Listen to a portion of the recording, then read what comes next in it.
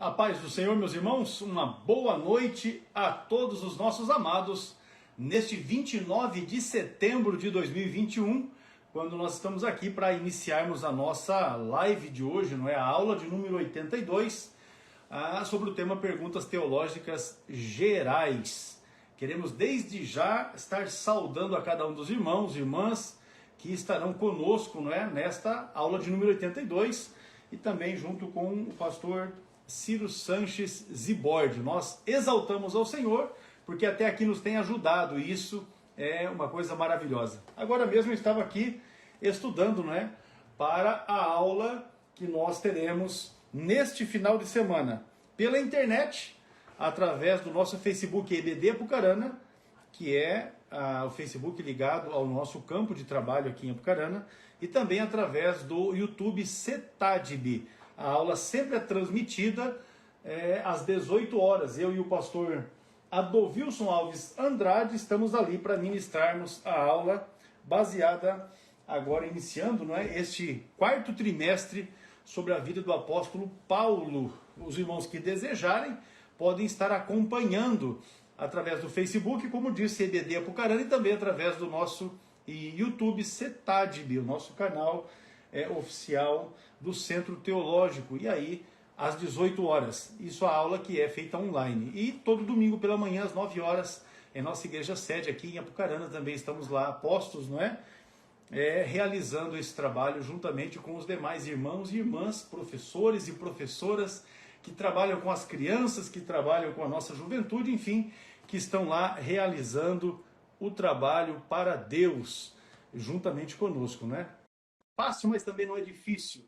E a gente tem conseguido reunir o povo, inclusive nós colocamos essa divulgação também no Facebook EBD Apucarana. Os irmãos que desejarem podem estar acompanhando lá. Paz do Senhor, pastor Ciro. Eu vou ajustar aqui hoje, mas sem derrubar pelo chão, entendeu? Vai ser uma benção. Paz do Senhor.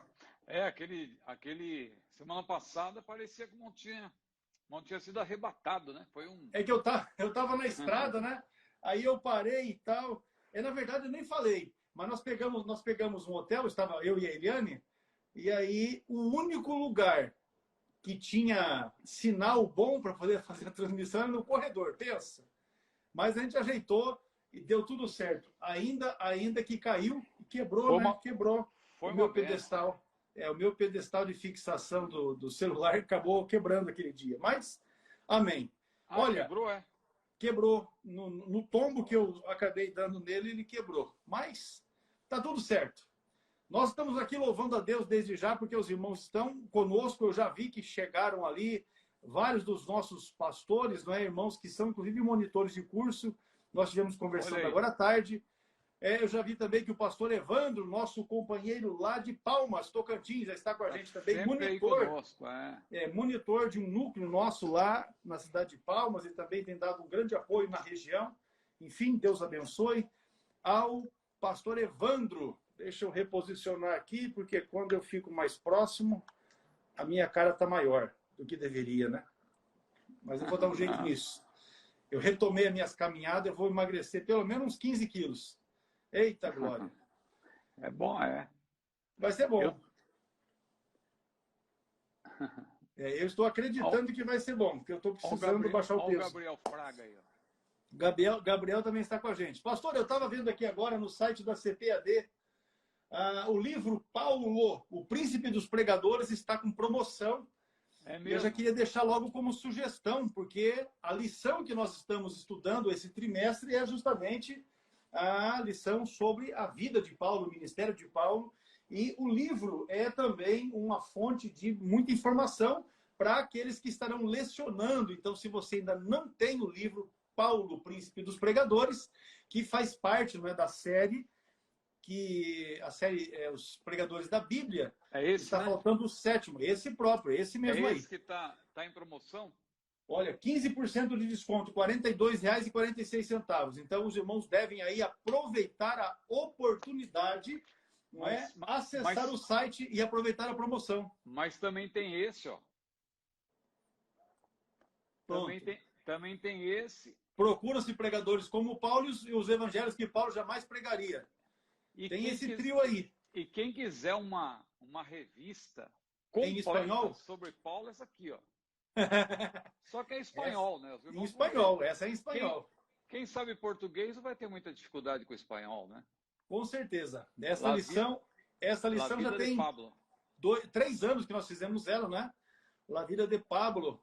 Ela que é material 2000 que nós utilizamos desse material para atender a obra missionária aqui América do Sul, América Central. Nós também temos classe, né, que estudam em espanhol na Espanha e também no Japão. Veja que tem sido uma bênção. Setembro de 2016. Setembro de 2016, então já tem 5 anos. Olha aí que bênção. 5 anos. Maravilha, mas é um material também bastante abrangente a respeito da vida.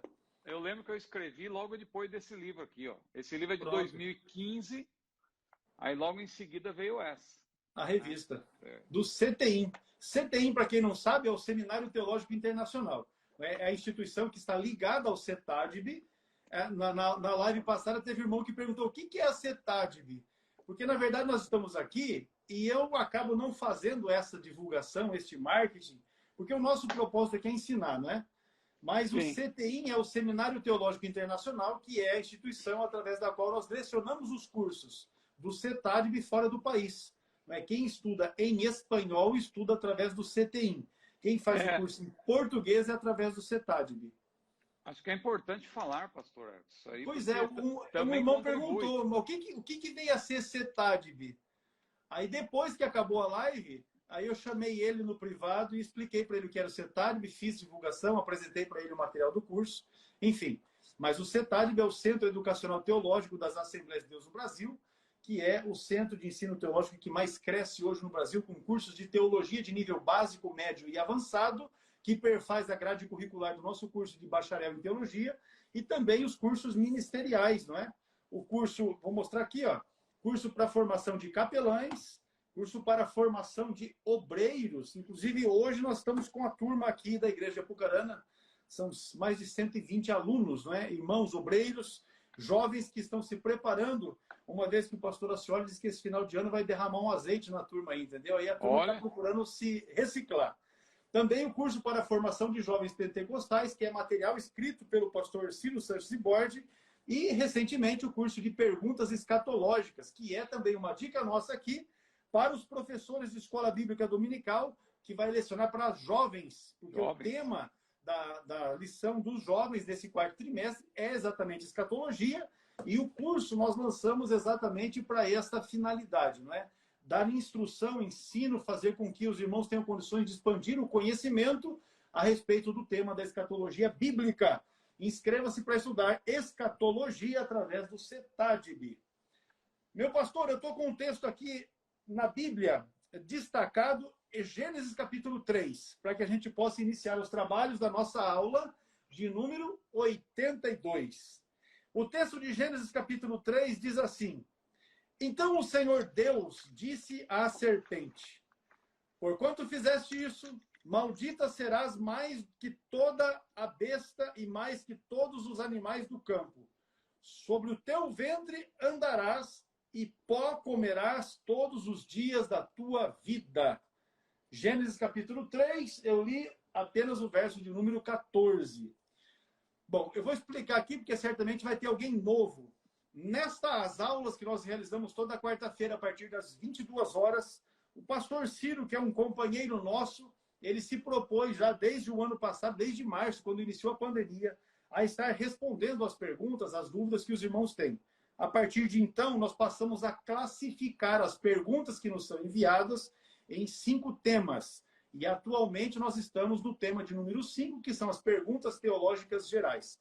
Todas as perguntas que são feitas e colocadas aqui no comentário, ou que são enviadas através do nosso direct ou através do WhatsApp que está na bio do nosso perfil aqui no Instagram, essas perguntas são registradas na ordem conforme elas são feitas e nas lives posteriores todas serão respondidas.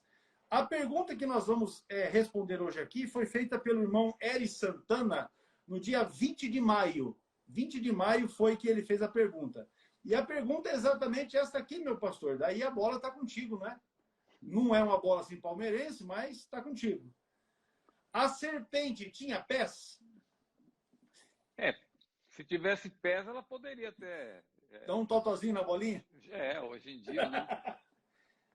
Falando nisso, Desse jeito. tá tendo jogo aqui do Flamengo, né? Então Aí a turma fica alvoroçada, aí os tem vizinhos. que isolar tudo aqui, fechar as portas e para não atrapalhar a nossa live, né? A gente percebe até que quando acontece isso, diminui o número de espectadores, né? A frequência é menor. Vamos pedir para os irmãos que são pentecostais aí que cliquem no coraçãozinho e convidem pessoas, né?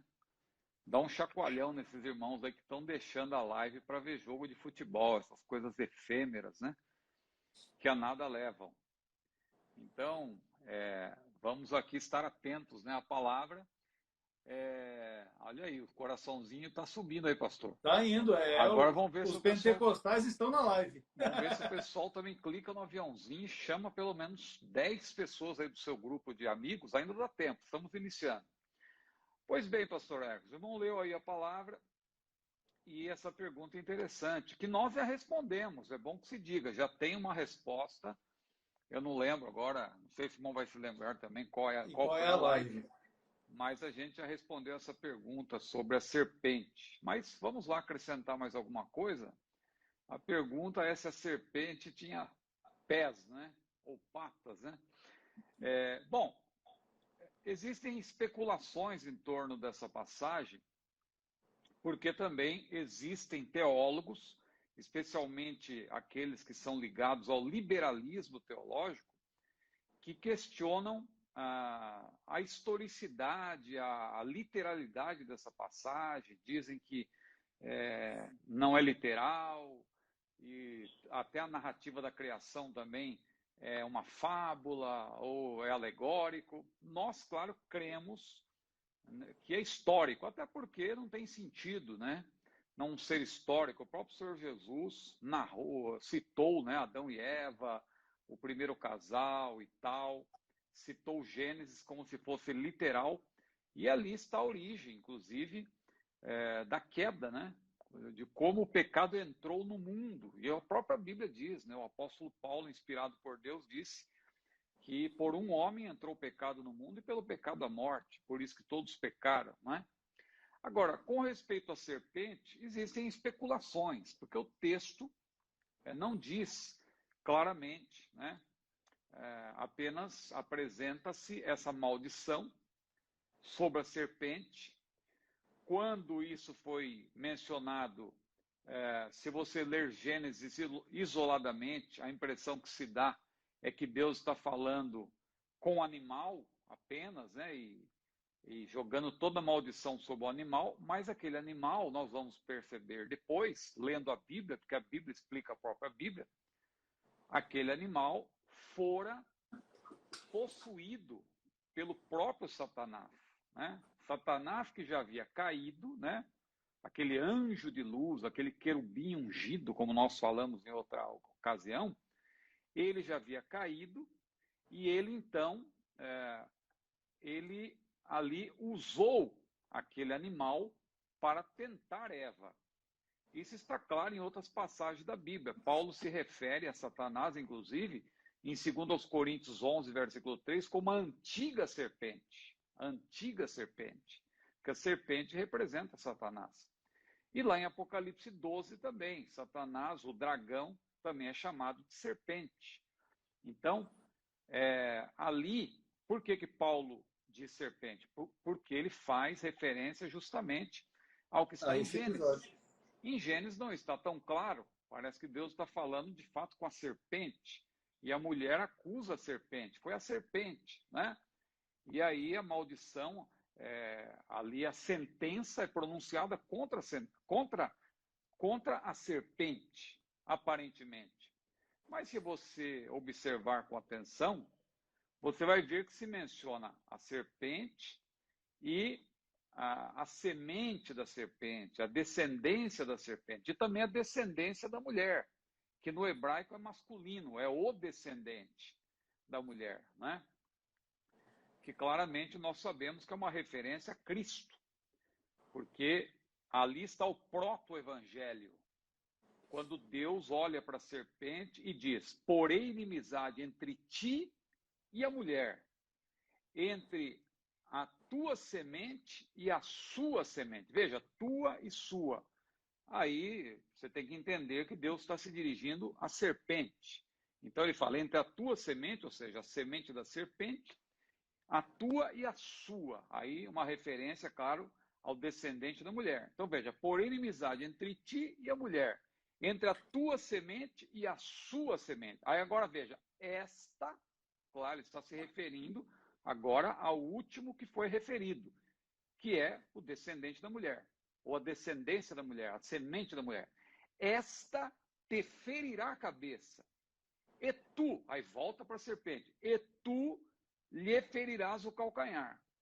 Claro que isso aí não é uma sentença contra o animal serpente. É uma sentença contra o próprio Satanás, que havia se personificado ali, né? Ele havia, na verdade, possuído, incorporado aquele animal. Então, se a serpente, alguns dizem que a serpente voava, que a serpente tinha pernas, isso não está no texto bíblico. Mas o que se deve observar de uma maneira mais clara aí é que a sentença em si não é para o animal propriamente. O animal foi usado por Satanás, mas Deus está pronunciando a sentença principal contra o próprio Satanás e não contra a serpente. Deus está dizendo que Satanás, ele também aí seria como a serpente, rastejando como pó, e no pó como a serpente, e ele feriria o calcanhar de Jesus, no sentido de quê? Aí é a linguagem figurada, no sentido, é figuração de linguagem, no sentido de que ele imporia sofrimentos a Jesus. Jesus sofreria ao se encarnar. Só que Jesus pisaria na serpente, ou seja, ele triunfaria sobre a serpente. E é o que está lá em Colossenses, no capítulo 2, que Jesus na cruz triunfou na sua morte, despojando principados e potestades, ele os expôs publicamente. Então, eu estou ampliando aqui, a pergunta é se a serpente tinha pés, né? Porque existe essa sentença de que ela rastejaria. Só que se a gente ler o texto com atenção, o irmão leu aí, né? Porquanto fizeste isso, maldita serás mais que toda fera, e mais do que todos os animais do campo. Sob o teu ventre andarás, e pó comerás todos os dias da tua vida. Aí já emenda, e porém inimizade entre ti e a mulher. Veja, que é difícil dissociar aí, e alguém não dissocia, diz, não, isso aí não tem nada a ver com o diabo. Tem pessoas que até negam a existência do diabo e dizem que o diabo não é mencionado. Só que a Bíblia explica a própria Bíblia.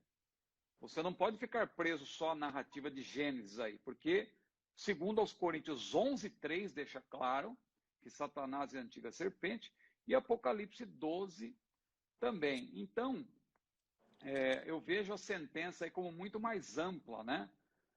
Porque Deus está falando com o próprio Satanás, está pronunciando uma sentença contra o próprio Satanás, a antiga serpente. O irmão acho que quer acrescentar algo aí, né? Não, eu separei o texto de Coríntios 11:3, Sim. que diz assim: mas quero que saibais que Cristo é a cabeça de todo varão, e o varão a cabeça da mulher, e Deus a cabeça de Cristo. Não é esse texto. Coríntios 11:3. Segundo aos Coríntios, Segundo aos Coríntios. Então, vamos lá. 11:3. Fechou. Essa aí. Mas temo que, assim como a serpente enganou Eva com a sua astúcia, assim também sejam de alguma sorte corrompidos os vossos sentidos e se apartem da simplicidade que há em Cristo. Então, aí, se a pessoa toma isso aí isoladamente, a serpente enganou. Ele está falando do diabo, né? Porque quem enganou a Eva, na verdade, foi o diabo, não foi a Foi serpente, Satanás. o animal, né? E lá em Apocalipse 12, Apocalipse 12, deixa eu só localizar aqui o versículo exatamente. Vou pedir a gentileza do irmão ler também. Apocalipse 12, versículo...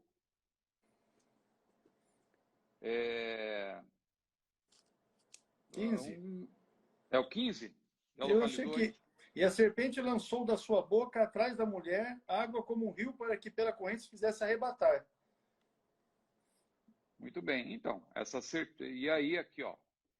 É, E no versículo 9 diz: E foi precipitado o grande dragão, a antiga serpente, né? Versículo 9, 9. chamada o diabo e E Satanás, que Satanás. engana todo mundo. Então veja, que engana todo mundo. Então já tem a conexão com 2 Coríntios 11, 3, que diz que a serpente enganou Eva, e tem a conexão com Gênesis 3, né? Porque a Bíblia explica a própria Bíblia. Então, Uhum. aí fica claro que a sentença, porque alguém pode raciocinar da seguinte maneira: quer dizer, Satanás se incorporou àquele animal e tal, e ainda o animal foi amaldiçoado e tal. Veja, existem aí várias espécies de animais que rastejam, né? Várias espécies de cobra e tal. Então, eu acho que a gente não deve ficar preso a isso em si, mas o principal é a sentença contra o próprio Satanás.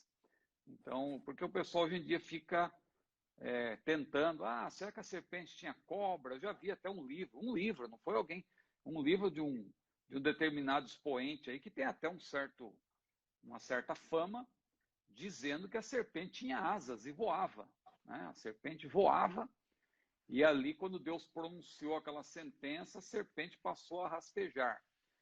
Então, tira-se toda a essência do texto quando a gente começa a se apegar nessas partes que são secundárias, porque o principal aí é a sentença contra Satanás e o proto-evangelho, porque aí é o proto-evangelho, ou seja, é o primeiro momento em que se anuncia que Jesus viria ao mundo para triunfar e vencer Satanás na cruz, né? Porque diz que o descendente da mulher pisará a cabeça da serpente. E foi exatamente isso que Jesus fez quando ele veio ao mundo, pastor Hertz. Eu creio que... Maravilha. Tá esclarecido. A pergunta seguinte foi feita pelo pastor Ido Aprígio, que é formando do nosso curso básico e médio de teologia. Ele é potiguar, não é? Lá do Rio Grande do Norte. E a pergunta que ele colocou aqui é assim, ó, obedecer. Obedecer é exercer a fé? Obedecer é exercer a fé? Porque tem muita gente Não, que é desobediente, né? É porque falta é, fé também. é verdade. Então, É. o que é obedecer, né? Se a gente procurar o significado do verbo obedecer nos dicionários, nós vamos ver que obedecer é submeter-se à vontade de alguém, é estar sob o comando de alguém, né? É agir ou estar de acordo com alguém, é estar submetido à força de alguém. Então, isso é obedecer, é você estar submisso à vontade de alguém. No nosso caso, obedecer a Deus é estar submisso à sua vontade. E a Bíblia diz, né? Que rogo-vos, Paulo falou, rogo-vos, pois, irmãos, pela compaixão de Deus, que apresentei os vossos corpos em sacrifício vivo, santo e agradável a Deus, que é o vosso culto racional, e não os conformeis com este mundo, mas transformai-vos pela renovação do vosso entendimento, para que experimenteis qual seja a boa, agradável e perfeita vontade de Deus. Então, veja, nós temos que nos submeter à vontade de Deus, nós temos que nos renunciar a nós mesmos. Jesus falou, se alguém quer vir após mim, negue-se a si mesmo. A Bíblia diz que nós devemos nos colocar debaixo da potente mão de Deus em humilhação, como Pedro falou, humilhai-vos debaixo da potente mão de Deus, para que a seu tempo ele vos exalte. Então, só faz isso, só se submete a Deus, só obedece, né? Obedecer nesse sentido, agir de acordo com a vontade de Deus, só faz isso quem tem fé, porque você faz isso pela fé, você se entrega. A Bíblia diz, entrega o teu caminho ao Senhor, confia nele e tudo fará. A pessoa só entrega a vida a Deus e confia que ele está no controle da sua vida, que ele dirige a sua vida, se ela tiver fé. Então, obedecer também é, ante tudo isso que nós falamos, um ato de fé. E a fé, como diz o autor de Hebreus, é o firme fundamento das coisas que se esperam e a prova das coisas que se não veem. Então, ou seja, envolve confiança, certeza, convicção e aí a própria obediência, né? Então, ter fé é ser obediente é ter fé. É um caminho de mão dupla, né? É uma Com via de mão certeza, dupla. com Então, certeza. nós podemos responder aí de maneira assertiva. Obedecer é sim exercer a fé. Maravilha. Está aí então a resposta para o pastor Ido Aprígio. O João Damascena, ele pergunta qual a diferença entre discípulo e apóstolo. Essa é uma dúvida que muitos irmãos têm, porque quando leem os evangelhos, especialmente, em algum momento se refere, não é, aos 12 como discípulos, em outros momentos como apóstolos, e quando se refere aos 70, e depois aquela grande multidão, enfim. Mas está aí a diferença entre discípulo e apóstolo. O Senhor Jesus, quando ele andou na terra, ele tinha seguidores, ele tinha discípulos e ele tinha apóstolos, né? E havia até uma categoria intermediária, vamos dizer aí, entre discípulos e apóstolos, tinha também um grupo seleto também que estava sendo treinado por ele, aqueles 70. Aqueles 70 ali era um grupo que estava sendo treinado também pelo Senhor Jesus, né? Inclusive, quando Pedro diz lá em Atos, olha, vamos escolher aqui o sucessor de Judas, e tem que ser um daqueles que está seguindo Jesus desde o batismo de João, né? Porque desde o batismo, ou seja, desde que Jesus foi batizado, na verdade, o batismo de João é porque Jesus já tinha Foi seguidores batizado. antes dele ser batizado, ele já estava sendo seguido. Aí ele foi batizado nas águas, João até estranhou, né? Ficou, ó, tu vens a mim, eu que deveria ir a ti. E Jesus falou assim, não, é necessário para que se cumpra, né, a vontade de Deus e tal. E desde aquele momento do batismo de João, muita gente estava seguindo a Jesus já tinha iniciado o seu ministério, porque você vê no início de Mateus 3, que ele já estava ali em atividade, né? O Marcos também mostra isso, mas ele desce as águas para iniciar publicamente o seu ministério. Quando ele é batizado, ele inicia publicamente. Então, ali ele passou a ter oficialmente, né, digamos assim, aqueles discípulos, aqueles que passaram a ser discipulados por ele.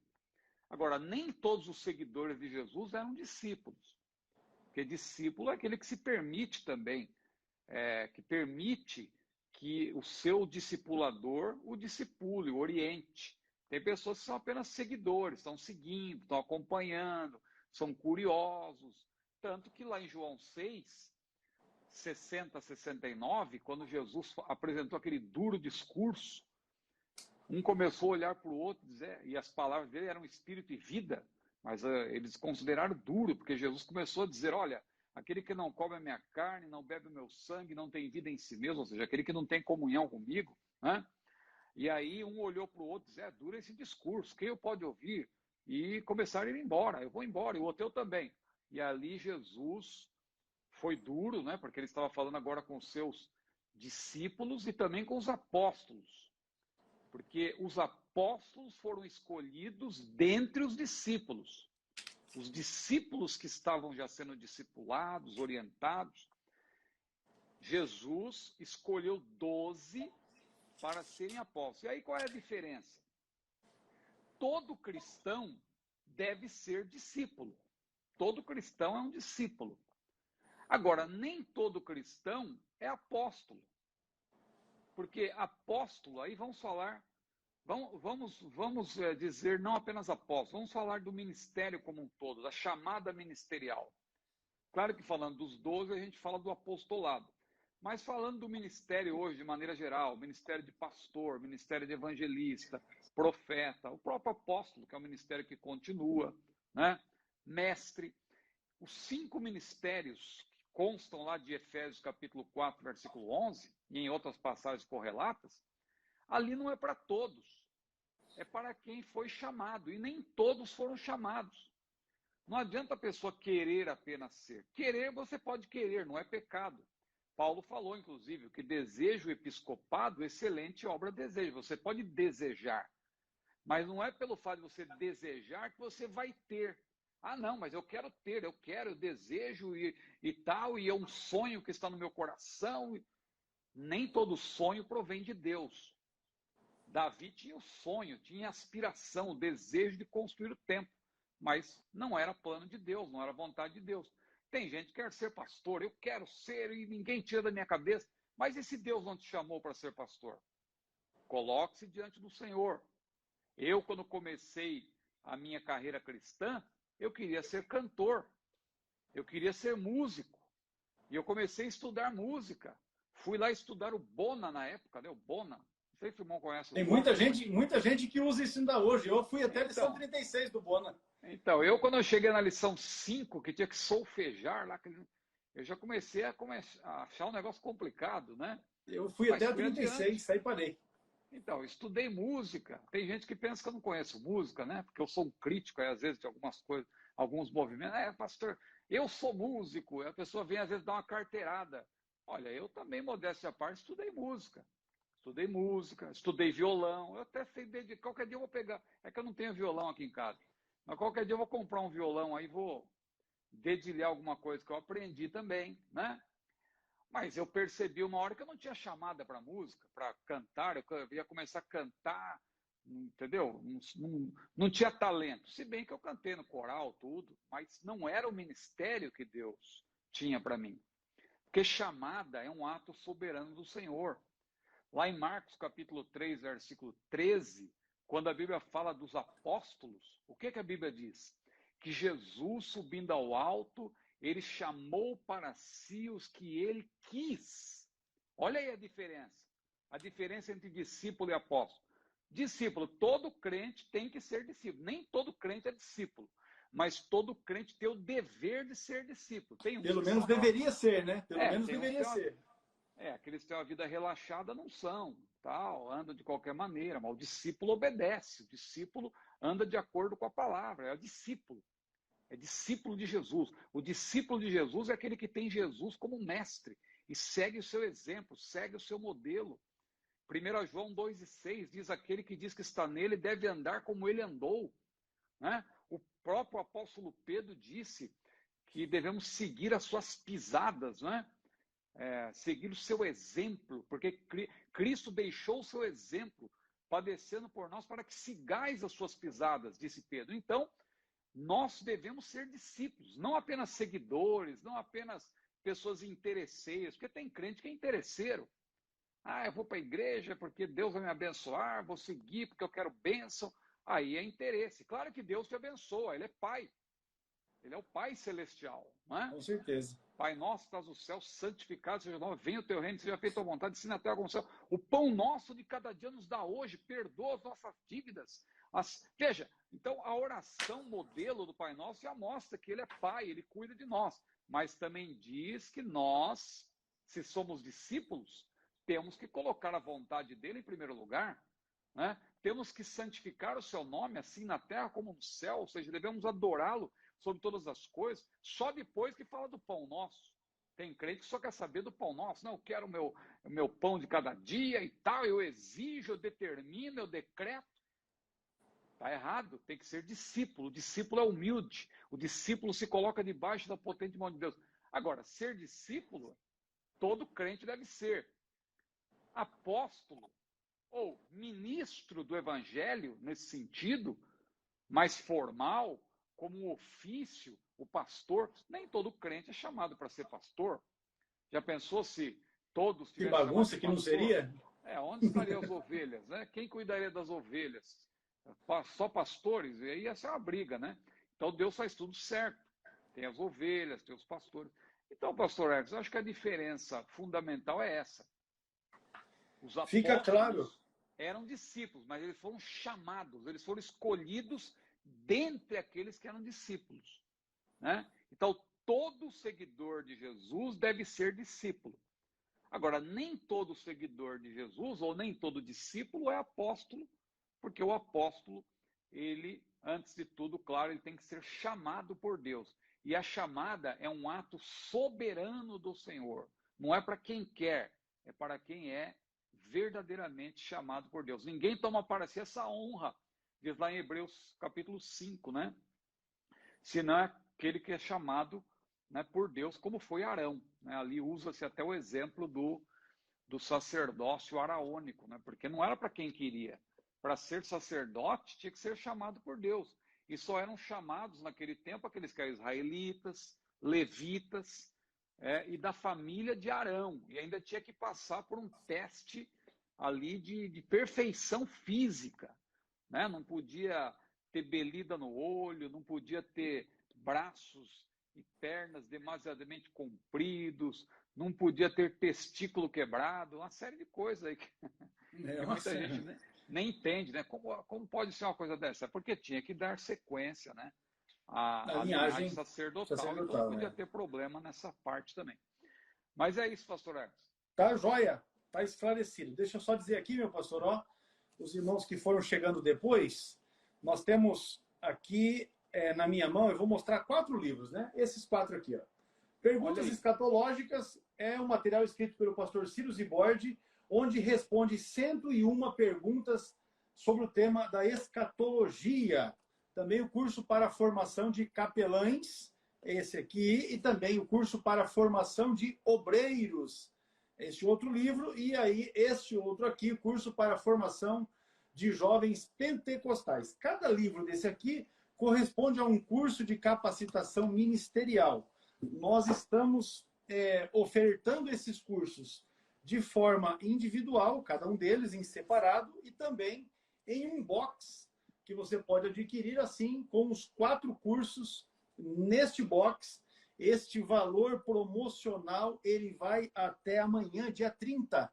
Não é? Até amanhã, dia 30 de setembro, no valor promocional. Então, você pode fazer a aquisição através do nosso site www.cetadb.com.br. E nós vamos seguir aqui, meu pastor. Caiu a minha lista aqui, mas nós vamos já recuperar ela, que é rapidinho. Os anjos caídos, ou melhor, os anjos não caídos podem pecar? É a pergunta feita pela irmã Maria Célia. Não, os anjos caídos não podem pecar, né? E eu explico por quê. Aliás, já é uma pergunta recorrente, que já respondemos numa outra ocasião. Já sim. Então, os anjos, eles receberam um grande poder, né? E tem uma frase até do filme do Homem-Aranha, que não é, o pessoal cita como frase do Homem-Aranha, mas é um princípio que está até na própria Bíblia.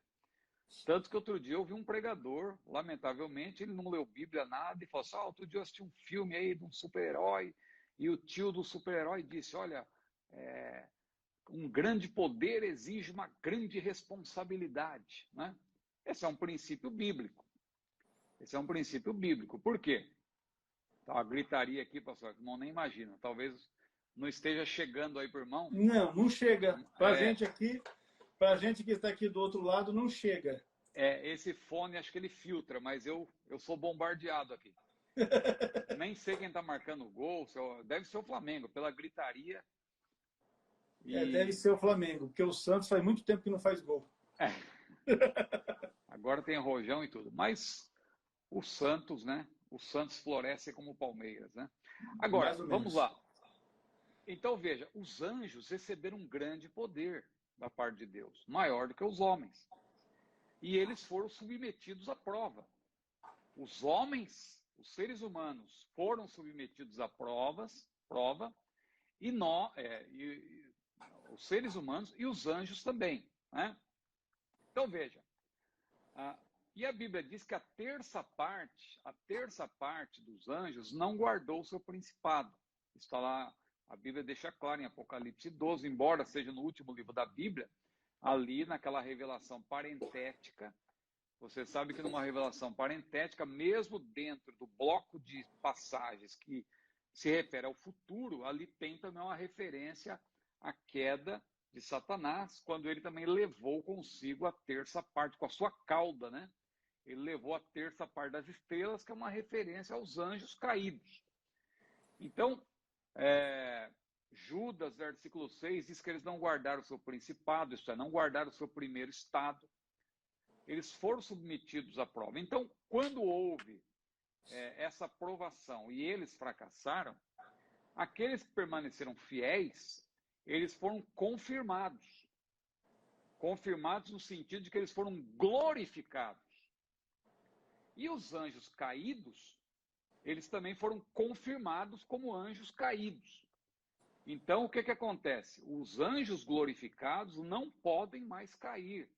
E os caídos não podem mais ser salvos, ser renovados, como o próprio Satanás, que também é um anjo caído. Porque eles receberam um grande poder e a responsabilidade deles era grande. No nosso caso, nós também caímos. Só que Deus providenciou um plano para que nós pudéssemos nos arrepender. Ou seja, a prova para nós ainda continua. Porque nós temos uma condição para sermos salvos. Crer no Senhor Jesus, nos arrependermos. Deus amou o mundo de tal maneira que deu o seu Filho unigênito para que todo aquele que nele crê não pereça, mas tenha vida eterna. A salvação é pela graça. Mas nós somos testados, somos provados. Temos que perseverar até o fim. Só que os anjos, o que aconteceu? Voltando para os anjos, eu estou citando os seres humanos como paralelamente, porque depois eu vou explicar por quê. Deus dividiu os anjos em duas categorias gerais, né? Os caídos e os glorificados. Os confirmados como glorificados e os confirmados como decaídos.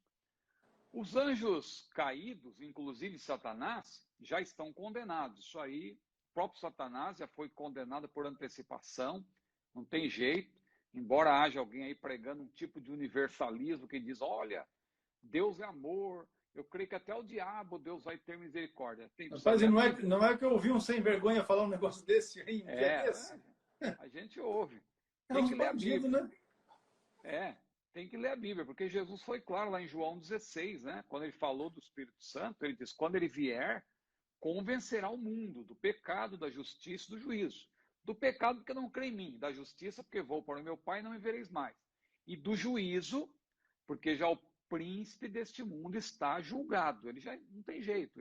A sentença dele já foi apresentada de maneira antecipada. Ele está tendo aí, claro, Deus ainda está permitindo que ele haja.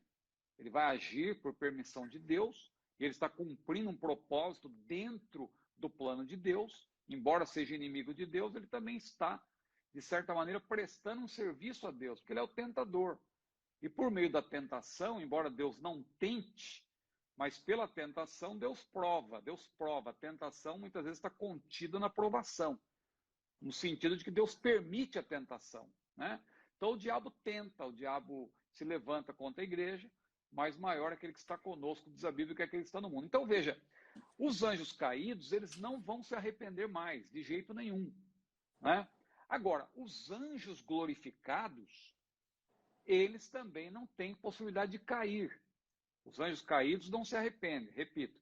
E os anjos confirmados, glorificados, não podem pecar, porque eles foram glorificados.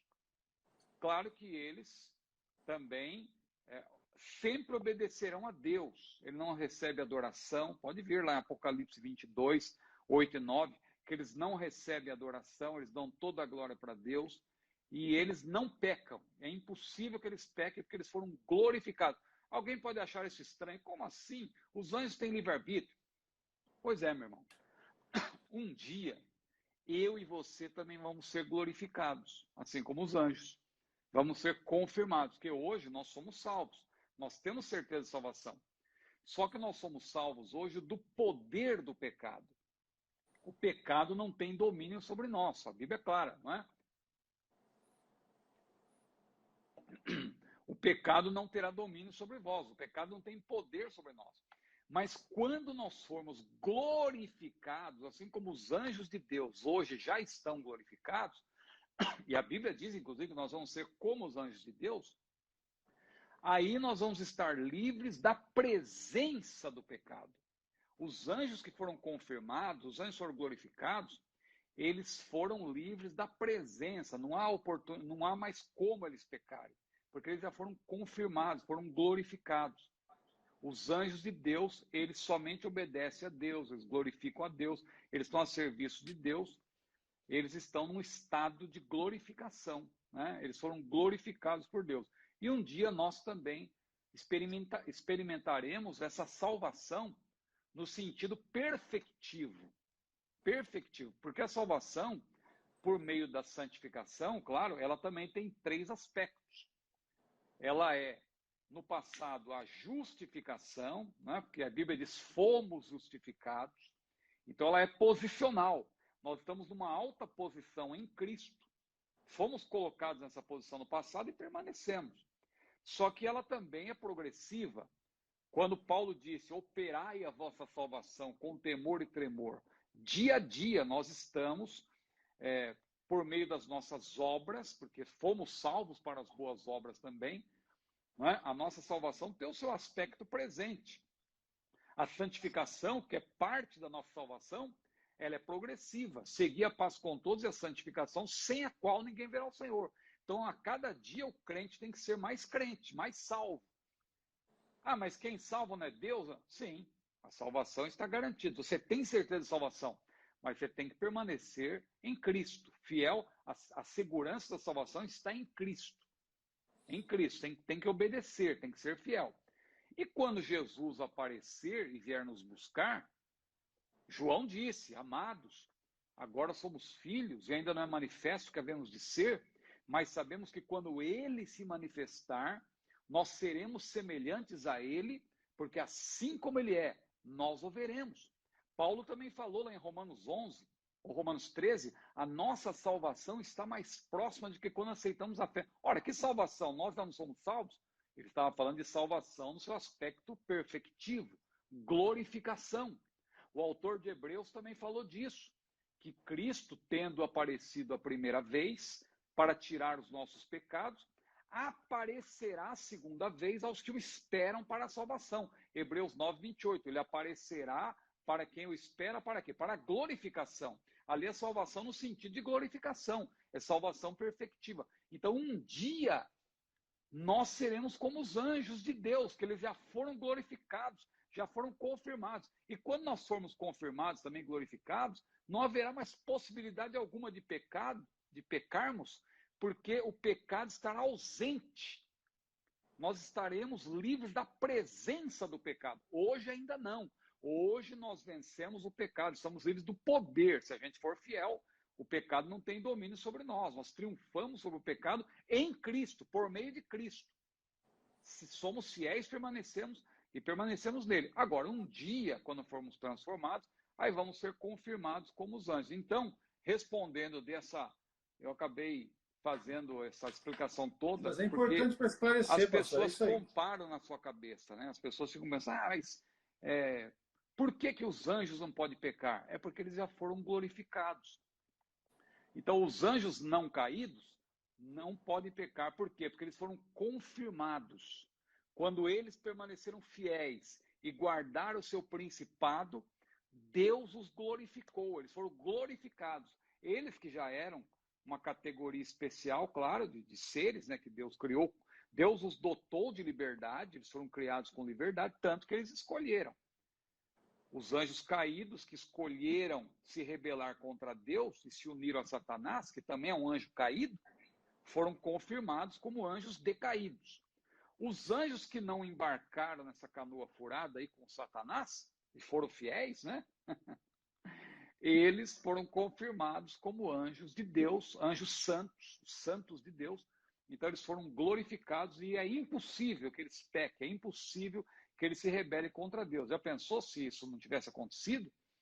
Até hoje ainda tivesse, olha, cuidado, o Miguel ele pode se voltar contra Deus, o Miguel pode achar que ele é muito bom, muito importante. Não, o Miguel já é um anjo confirmado, ele nunca vai se rebelar contra Deus, porque ele já é um arcanjo glorificado por Deus. Maravilha, então, meu pastor, é isso aí. Mas é importante essa ampliação na explicação para que dúvidas possam ser dirimidas, não é? Deixa eu ver aqui, ó, Nery Washington fez a seguinte pergunta: primícia nos dias de hoje, no cristianismo, o que são? O irmão está rindo aí da canoa furada. É. É, o irmão que, o irmão que me conhece sabe que há muito tempo a gente usa essa Usa expressão, né? esse termo, canoa furada. Canoa furada. E É, ainda porque hoje tem muita gente embarcando nessa canoa furada. tem uma relação com o que Paulo falou, né, do naufrágio na fé. Muitos têm sofrido naufrágio na fé porque justamente embarcaram numa canoa furada, né? Mas então, primícia. Primícia é um termo que aparece mais no Antigo Testamento, né? E sempre no plural, né? O termo primícias aparece 41 vezes nas Escrituras, né? De maneira geral. E primícias quer dizer primeiras coisas de uma série. Por exemplo, lá em Hebreu, a gente pode até ler Êxodo 23, versículo 19, por gentileza. Os primeiros frutos, né, colhidos eram chamados de primícias. Êxodo 23, 19. Sim. As primícias, os primeiros frutos da sua terra, trarás à casa do Senhor teu Deus. Não cozerás o cabrito no leite da sua mãe. Então, o pessoal, naquela época, pela lei mosaica, eles deveriam apresentar os primeiros frutos, os primeiros animais nascidos, né? Para o Senhor, os primeiros lucros, quando a gente vai lá para Provérbios 3, versículo 9, né? Então, dessas 41 vezes que eu falei, 33 aparecem no Antigo Testamento, né? Sendo 20 no Pentateuco, 6 nos livros históricos e 3 nos poéticos e também 4 nos profetas. No Novo Testamento, esse termo primícias aparece apenas 8 vezes, aparece menos. É um termo claramente veterotestamentário, né? Sendo que dessas 8, 7 nas epístolas. O apóstolo Paulo emprega, né, esse termo. Fazendo uma aplicação para hoje, para não me alongar nessa resposta, as primícias seriam aquilo que a gente tem os nossos os primeiros frutos, no caso, né, aquilo que nós oferecemos para o Senhor, as nossas primícias, aquilo que nós tiramos. Vamos falar numa linguagem mais clara? Vamos falar de ofertas e dízimos, né? Dízimos e ofertas, que são a maneira que nós contribuímos hoje. Porque hoje ninguém vai levar fruta para a igreja, ninguém vai levar um animal para a igreja. A pessoa contribui financeiramente. Então, fazendo uma aplicação, porque, eu repito, é um termo veterotestamentário, mas se nós fôssemos fazer uma aplicação, tem a ver com a nossa contribuição, né? Por exemplo, de acordo com, a gente poderia ler pelo menos Provérbios 3, versículo 9. Se a gente tomar Provérbios 3 e 9 e fazer uma aplicação baseada no ensino neotestamentário, né? O Novo Testamento também ensina sobre as contribuições. Mas vamos ver primeiro Provérbios 3 e 9. Honra ao Senhor com a tua fazenda e com as primícias de toda a tua renda. Então, as primícias da tua renda. Veja que no Antigo Testamento já, quem disse, tem gente que vai bater nessa tecla. O dízimo no Antigo Testamento era fruta, era animal, e hoje, veja, a pessoa, quem entra por esse caminho é porque quer dar desculpa para não dar o dízimo, para não contribuir, aí fica buscando essas questiúnculas aí. Quem é avarento busca esse caminho de justificar, para não fazer, né? O fato é que hoje nós que pertencemos a uma igreja e recebemos por meio desfrutamos dos meios da graça, por assim dizer, nós temos que ter alegria em contribuir. Não temos que ficar, vou dar, não sei o quê, e com a mão fechada. Não, porque tudo é do Senhor. Tudo é do Senhor. Se você está dando uma parte para contribuir para a obra de Deus, você está sendo generoso para com Deus e Deus vai te abençoar. Claro que não é barganha, você não dá para receber de volta, mas Deus, claro que Ele vai te abençoar, né? Se você for fiel, Deus vai te abençoar, né? Se a gente aqui fosse testemunhar, falar sobre isso, a gente poderia falar de como Deus tem abençoado a nossa vida. Deus não desampara aqueles que são fiéis. Agora, a pessoa que é mão fechada, que fala, não vou dar não, porque esses pastores aí, não sei o quê, fica criando caso e querendo a achar justificativas para não contribuir, aí a pessoa acaba entrando aí num caminho de amargura e tal, e depois não percebe que muitas coisas começam a dar errado na sua vida financeira, né? Mas não é essa a questão. A questão das primícias, então, no Antigo Testamento eram os primeiros frutos, os primeiros animais. Hoje, no Novo Testamento, então, de acordo com o ensino neotestamentário, a gente pode fazer uma aplicação, não confunda com interpretação. Não vamos dizer assim diretamente que primícia significa oferta, não estou dizendo isso.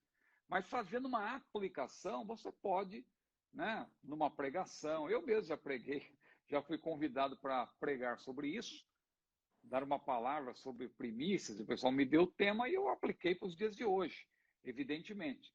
Então, de acordo com Provérbios 3 e 9, que nós lemos aí, se fizermos uma aplicação baseada no ensino neotestamentário, a maneira como vemos nossas posses ou finanças revela que confiamos em Deus ou em nós mesmos, né?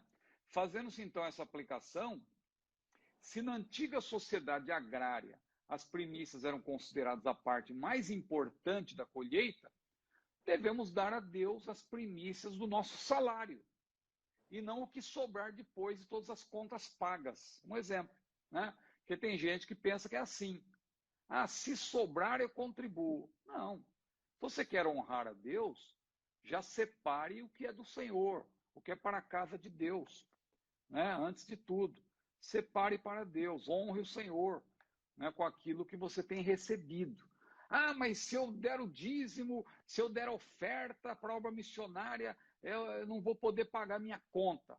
Aí já demonstra que a sua vida está um pouco atrapalhada, talvez por causa dessa mentalidade. Se você já tivesse uma mentalidade, se você criar a partir de agora uma mentalidade, não, eu vou sempre contribuir para Deus, eu vou priorizar, eu vou dar as primícias para Deus. Que essa que é a aplicação. A primícia era o mais importante, que a pessoa tirava logo de imediato. A primeira colheita, a pessoa não tinha certeza que depois a colheita, né, continuaria, mas a pessoa já tirava. Isso aqui já é do Senhor, isso aqui eu já vou garantir, isso aqui já é de Deus. Levava para a casa do Senhor, já entregava lá. E Deus abençoava, porque Deus tem compromisso com a sua palavra. Agora, a pessoa que fechava a mão e dizia, não vou dar isso aqui não, porque se eu der, né, vai me fazer falta. O que acontecia com ela? Pode ver que ela não era abençoada. Então, não é questão de barganhar com Deus.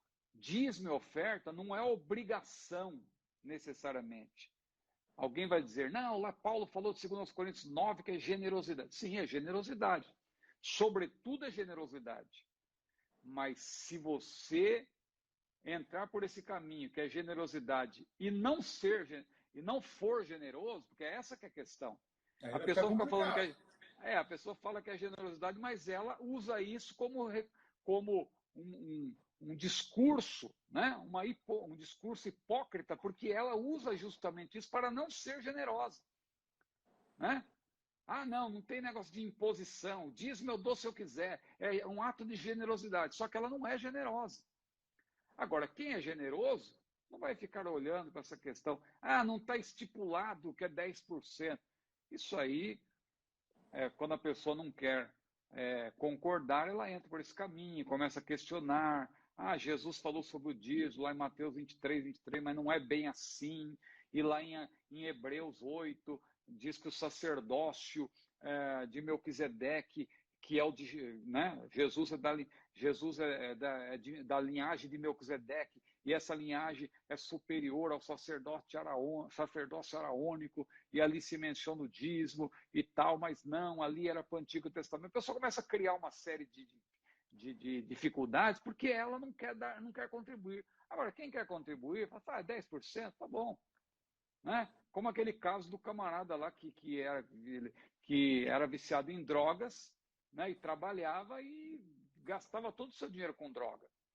E quando ele se converteu, o pessoal do trabalho começou a rir dele. Falou, você está dando 10% para o pastor, kkk.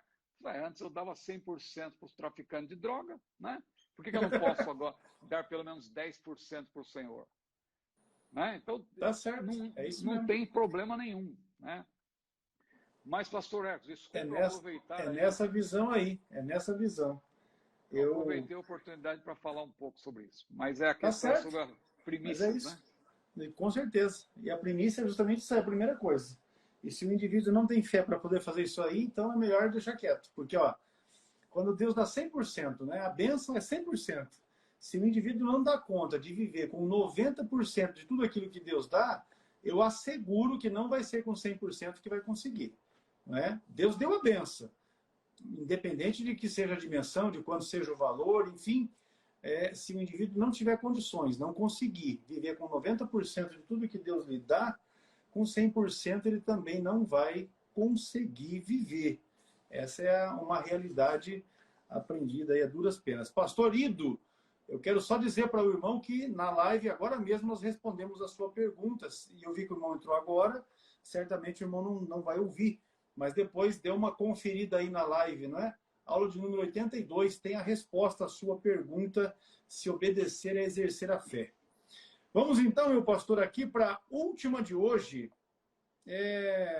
As igrejas estão substituindo aleluia e glória a Deus por palmas. Olha aí. E a pergunta Almeida Batista é se isso é certo. Olha, a priori, a gente aqui está falando para os assembleianos, né? Mas não só. Chegam aqui na live irmãos batistas, presbiterianos, Deus é amor, amor de Deus e tal.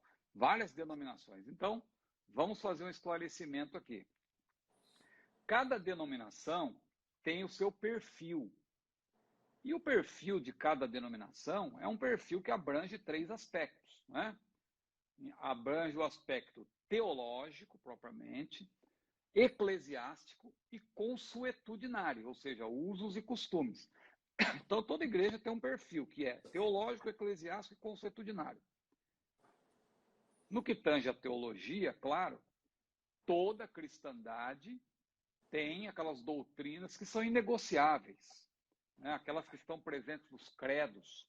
Todo cristão que se preza crê na Trindade, crê na divindade de Jesus plena, crê na sua plena humanidade, ou seja, a dupla natureza do Senhor Jesus, crê no Espírito Santo, crê na redenção pelo sangue de Jesus, a sua morte expiatória, crê na volta de Jesus, Jesus virá buscar. Claro que aí os cristãos se dividem, né? Tem os pré-tribulacionistas, os meso-tribulacionistas, os pós-tribulacionistas, os pré-milenistas, os amilenistas, mas todos creem na vinda de Jesus.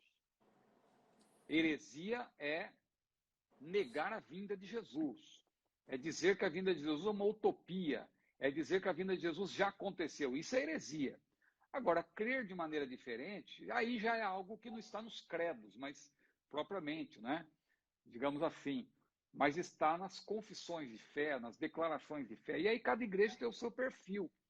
A igreja presbiteriana tem lá, segue lá o Westminster, né? E tal, a confissão de Westminster. Nós temos a nossa declaração de fé, e outra igreja tem lá, pelo menos, o seu estatuto e tal, pelo qual ela define aquilo que é teológico, aquilo que é eclesiástico, né? As igrejas têm as suas formas de governo, né?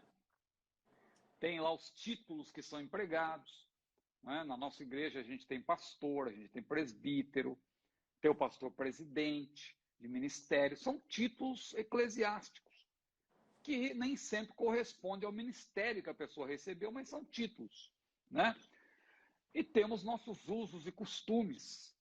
A Assembleia de Deus não tem o costume de maneira geral. Hoje em dia, tem que falar de maneira geral, porque a Assembleia de Deus também se dividiu, se subdividiu, tem várias convenções, tem vários ministérios.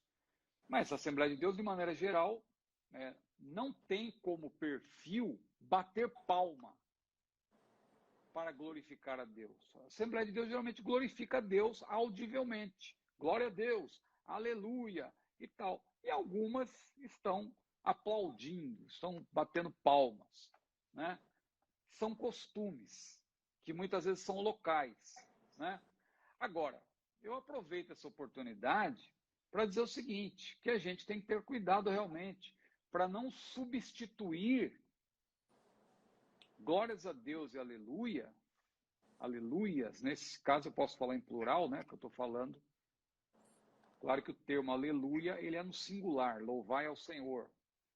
Mas quando eu falo, me refiro às glorificações das pessoas, nesse sentido, então, é por isso que eu estou falando no plural. São os aleluias das pessoas, né? As pessoas glorificando a Deus. Então, muita gente está substituindo essa glorificação a Deus por outros recursos. E em alguns lugares tudo bem, a pessoa bate palma, em outras talvez o camarada solte fogos aí e tal, e outros vive yes, e não sei o quê.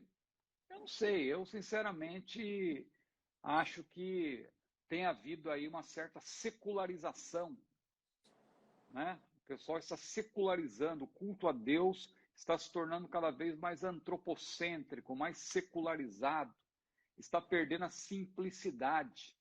E a gente não pode se apartar da simplicidade que há em Cristo. Então eu sou, nesse caso, eu sou conservador, eu sou tradicionalista, né? Tradicionalista no bom sentido, porque eu gosto de manter certas tradições. Não quer dizer que eu esteja parado no tempo, porque o conservador, a melhor definição de conservador, até do ponto de vista político, não é o camarada que parou no tempo, é o camarada que conserva o que é bom. Ser conservador é conservar o que é bom, porque ninguém vai conservar o que não presta. Por que eu Com vou certeza. conservar o que não presta? Eu conservo o que é bom. Então, aqueles que não gostam do conservadorismo ficam zombando. O camarada é conservador, kkk.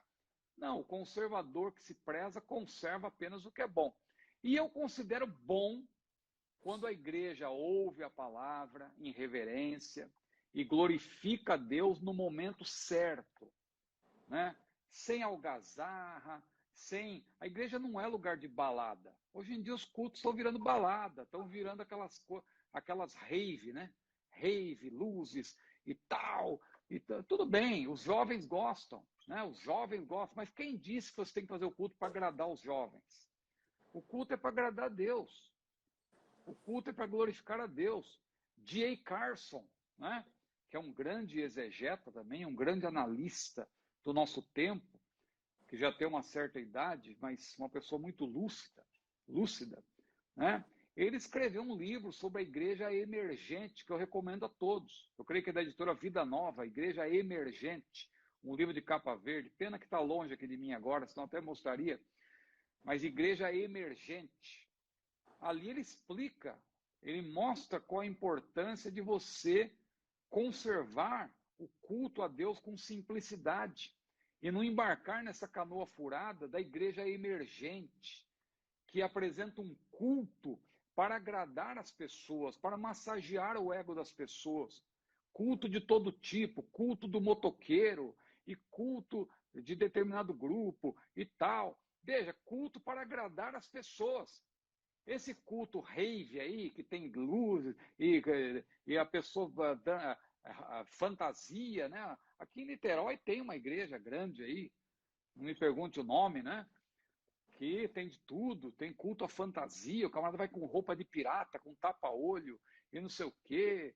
E outro dia o pessoal me mandou pela internet, pelo WhatsApp, o camarada, o pastor lá ficou pendurado assim no negócio, voando, como se estivesse voando sobre o templo e tal. Então, veja, esse tipo de coisa é para agradar as pessoas, massagear o ego das pessoas.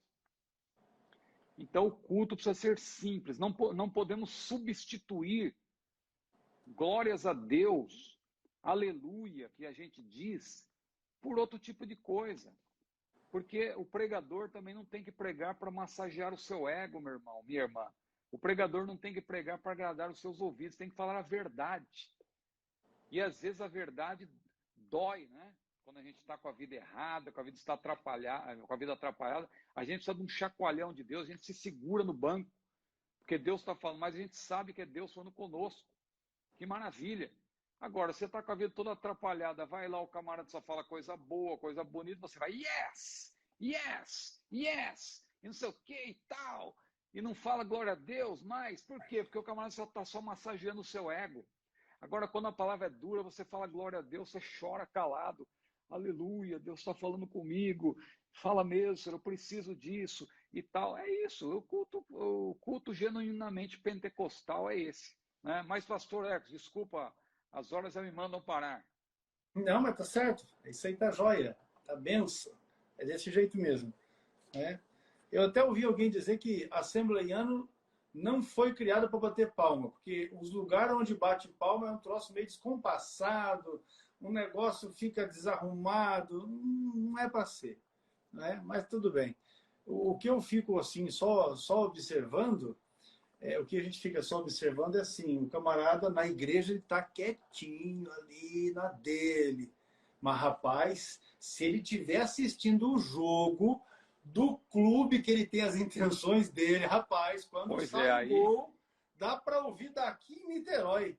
Entendeu? O aí ele vibra, camarada né? grita, pula, esperneia. Quando está na igreja, pianinho, aquele negócio. Ah, bandidinho, tem uma quantidade deles assim, viu? Tem uma É, quantidade deles assim. eu, eu tenho um problema comigo, que o meu irmão já me conhece, né? Ah, quando alguém prega a palavra e tal, eu fico assim com vontade de pular, de correr, eu me contenho, vou ser sincero com o irmão, eu me contenho. Mas eu tenho essa vontade, tenho vontade de pular, eu às vezes me imagino até e tal, eu me seguro, mas eu choro, eu sinto a presença de Deus, eu gesticulo também, sou mais contido. Mas eu tenho um problema, quando o camarada é animador de auditório, em vez de ele pregar, ele fica aquele negócio, olha pro seu irmão, não sei o quê, pega na mão, não sei o quê, para com essa cara de delegado, meu irmão, essa cara amarrada e tal, e parece que sua cara é um maracujá de gaveta, e não sei o quê, e tal. Aí eu me transformo numa pedra de gelo.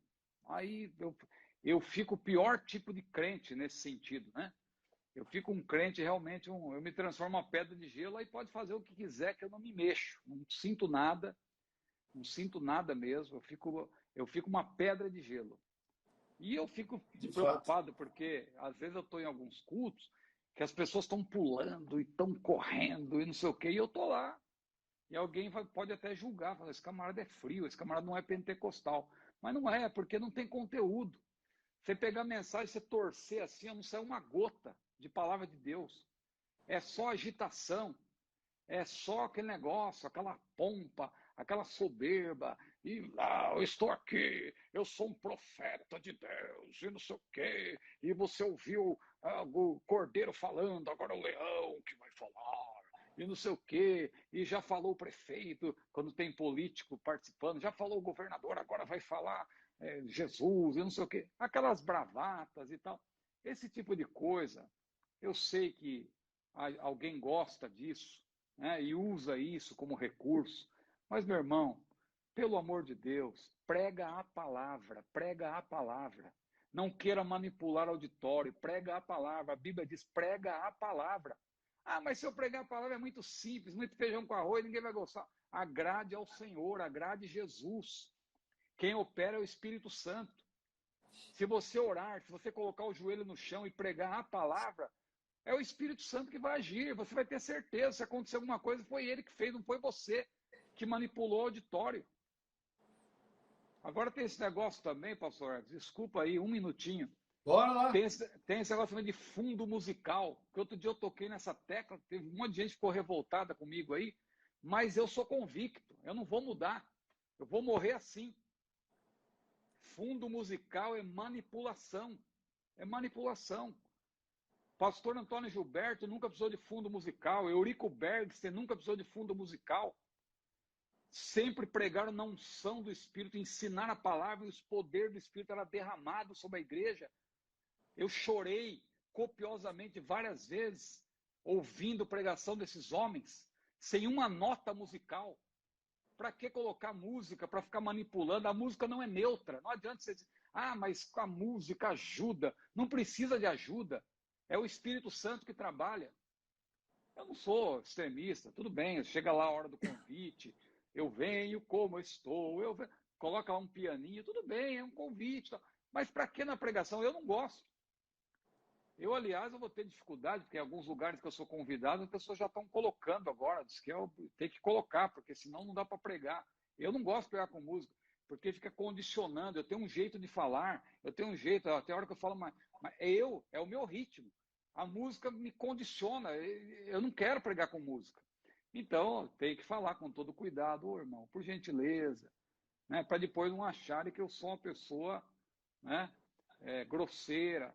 Então a gente tem que falar antes.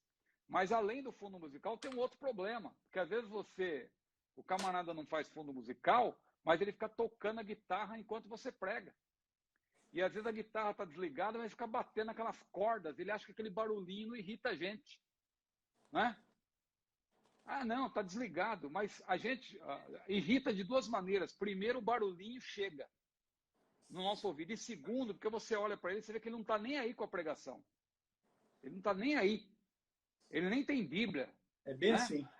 Então, a gente, às vezes, é obrigado a tocar, bater nessas teclas também. Esse tipo de coisa aí me tira do centro. É duas coisas que me tiram do centro no culto. É criança andando no corredor da igreja e os abençoados dos pais está ali na igreja e não faz nada. E esse negócio aí da turma que fica lá tocando e às vezes ainda tocam mal. E aí, se você falar com uma força, ainda vai ficar por ruim. Aí acaba o culto, o camarada fez aquele show particular dele lá. Aí ele vem me perguntar, e aí, pastor, você gostou? Rapaz, é ruim eles querem ser sincero, né? Mas atrapalha, o com certeza. problema é que tem pregador que pede, né? De fato.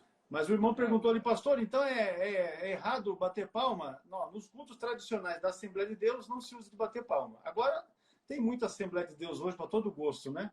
Então, nos cultos, a Assembleia de Deus, tradicionalmente, historicamente falando, não tem palmas. Mas é isso. Pastor essa Ciro, questão que a gente explicou, do perfil teológico eclesiástico consuetudinário. Em si, vamos dizer assim, não é pecado. Mas se você está numa igreja que tem um perfil e você desobedece esse perfil, aí você está errando. Né? Porque se a igreja tem um perfil, vamos dizer, a Assembleia de Deus é a Apucarana. A Apucarana não bate palma, né?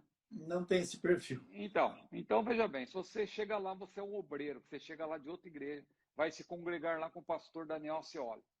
Aí você tem que saber, se inteirar. Mas vamos dizer que você é um camarada meio rebelde, não quer se inteirar nada, chega na primeira vez, pastor, te dá uma oportunidade para pregar, fala, irmãos, uma salva de palma para Jesus. Você acha que o pastor Alcioli vai gostar? Não vai, porque você vai estar quebrando um perfil. Isso é desobediência. Né? Isso é desobediência também, então você vai estar errando. Então é isso que a pessoa tem que entender.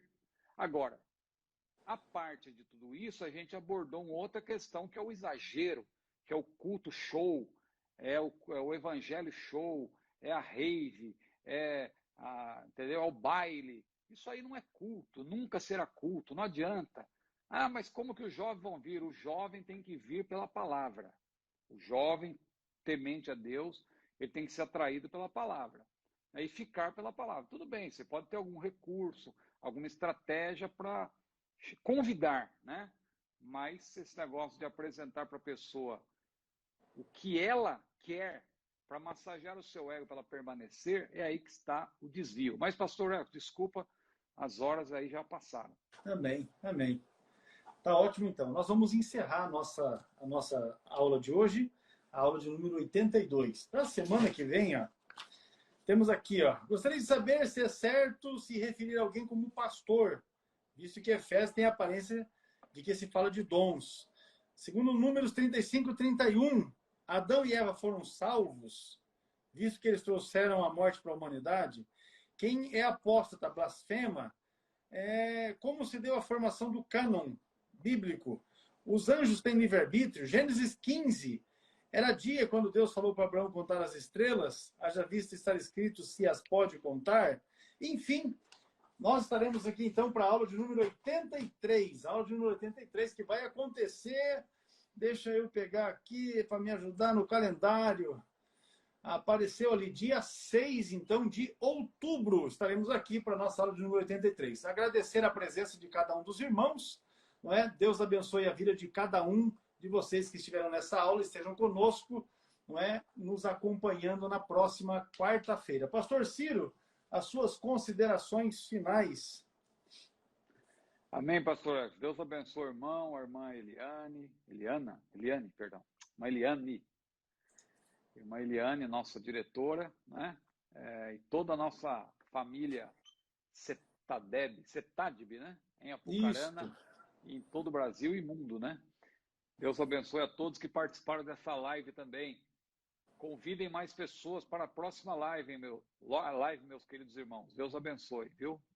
Amém. Nós vamos então. Pastor Evandro, Deus abençoe. O pastor Evandro fez uma chamada hoje, um vídeo abençoado para divulgar aí a live, não é?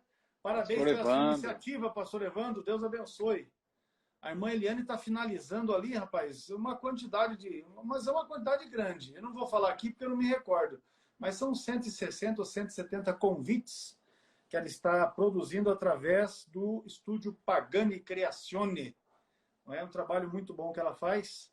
E nós vamos lá. Vamos orar a Deus e encerramos então a nossa programação. Amado Deus, nós te bendizemos, nós te louvamos e adoramos nesta noite, porque o Senhor nos deu vida e saúde para estarmos diante de ti e aqui podermos, ó Deus, de alguma maneira contribuir com o crescimento espiritual dos nossos irmãos, irmãs, obreiros, aqueles que estão desejosos de aprender mais do Senhor. Continua nos abençoando, a fim de que possamos, ó Deus, realizar esse trabalho para a glória e para a honra do teu nome. Amém? E graças a Deus. Pastor Círio, transmita aí a nossa saudação também. A irmã Luciana, a irmã Júlia, Deus abençoe vocês oportunamente. Penso que ainda esse ano nós vamos estar juntos. Vai ser benção. Amém. A paz do Senhor. Deus quiser.